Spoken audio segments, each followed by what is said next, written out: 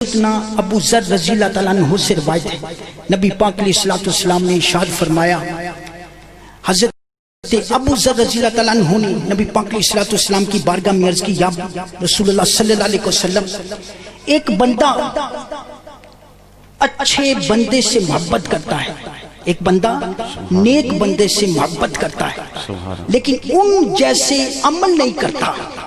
ایک بندہ نیک بندے سے محبت کرتا ہے لیکن ان جیسے اعمال نہیں کرتا، جیسے ہماری محبت غوث پاک سے،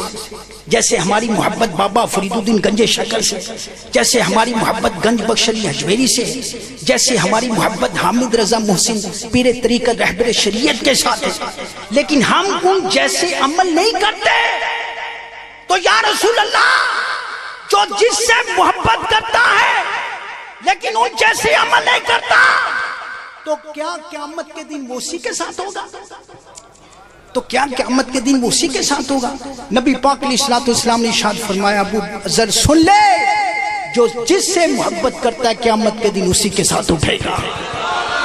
تو ہماری محبت اللہ کے ولیوں کے ساتھ ہے، غوث کے ساتھ ہے، بابا فرید الدین گنج شکر کے ساتھ ہے، داتا گنج بخش علی حجویری کے ساتھ ہے، خواجہ غریب نواز کے ساتھ ہے، نظام الدین اولیاء کے ساتھ ہے، پیر طریقت رہبر شریعت حامد رضا محسن کے ساتھ ہے۔